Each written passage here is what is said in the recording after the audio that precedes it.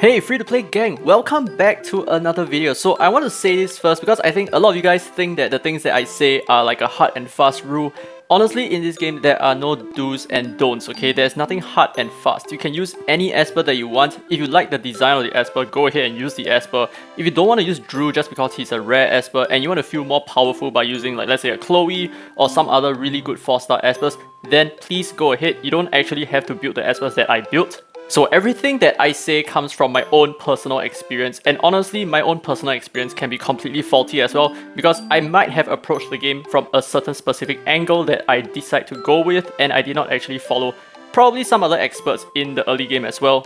So my experience can be vastly different from everyone else, but with that said, my videos are meant to give you some exposure to what an endgame player's perspective can be.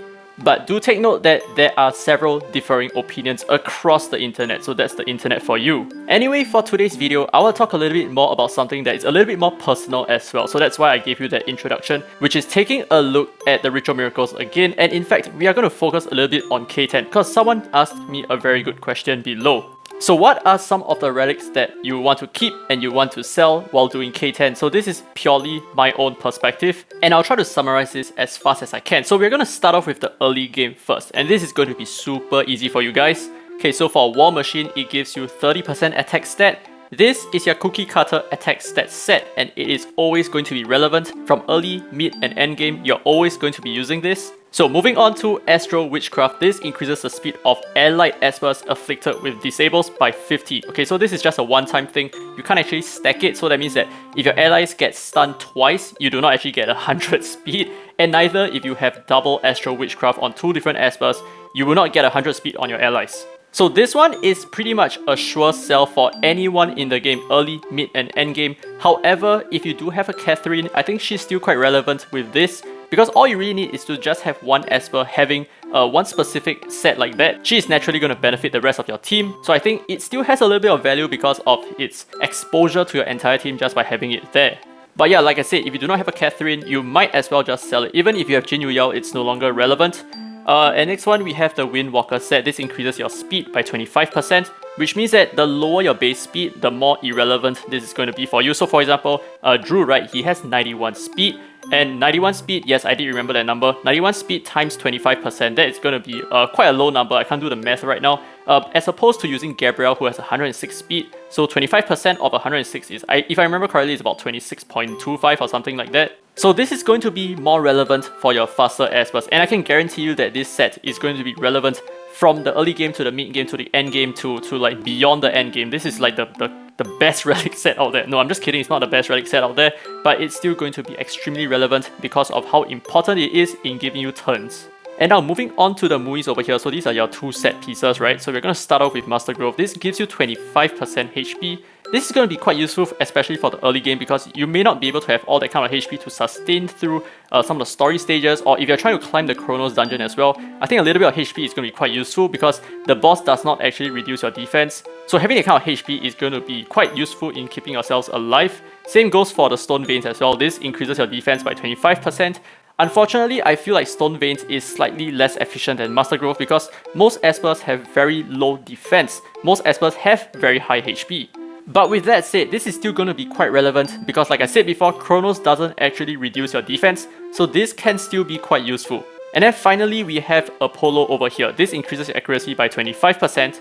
And it is pretty good because I think accuracy is a substat that doesn't really come that frequently and you're not going to use it as a main stat as well. Or at least I would highly recommend that you do not use your Una 4 as an accuracy piece, because then you're actually foregoing like a lot of HP or maybe a lot of attack depending on what Esper you are talking about. So this is actually going to be quite useful. So in terms of the early game, there is only one relic set that I would suggest you to get rid of because that will give you a little bit of gold.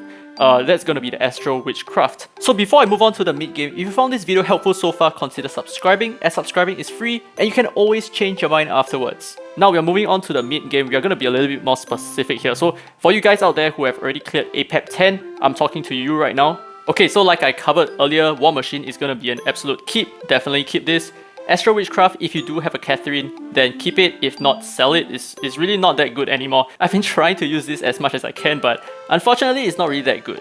I mean, it used to be really good, okay, but now it's like, nah, it's not that good anymore. This is an obvious keep, and these 3 sets here, I would highly suggest you to just sell them because they don't compare to your APEP relics, okay? So let me just quickly show you what APEP can give you. So he gives you Avatara over here, he gives you Adamantine, and he gives you crit rate over here. So these 3 are so much more powerful in terms of raw stats and like just the effects as opposed to like what you can get over here, which is just HP, defense, and accuracy. And may I add, right, so accuracy plus 25%, this is so garbage, okay? So the amount of stat that this thing provides is so terribly low. So just think about it, right? So let's say you have a 6-star relic and he gives you 6% accuracy per upgrade, right? So you only need like I think 4 upgrades to achieve 24%, which is almost this effect. Whereas as opposed to let's say 25% HP, each of your HP percentage upgrades gives you 4% HP, which means that this 25% is worth about 6 plus upgrades worth of stat. So if you kind of understand what I'm talking about over here, that means that Apollo is a trash relic set. It's better to gain your accuracy through substats instead of going through Apollo's bow. But of course, not everyone has the perfect substats, right? But that's the whole point of you being in the mid game, which means you have to grind the perfect relics that way. But let's say you really need the Apollo's bow over there, you really need that little bit of accuracy, then you can still use it, it's totally fine. And I know my perspective completely shifted, like between me talking to an early game player and me talking to a mid game player. This is me basically being in my coach phase. I guess we can end the video over here. So that's the quick rundown of K10 and what you can expect in terms of the relics and what you should do about the relics that you obtain here. But do take note that these are all just my opinion, so take it with a grain of salt, right? But with that said, I hope you found this video informative and maybe helpful. If it was, don't forget to leave a thumbs up, it really helps the channel, and subscribe for more Dislyte content. And this has been Daddy Free to Play, and as always, I will see you in the next video.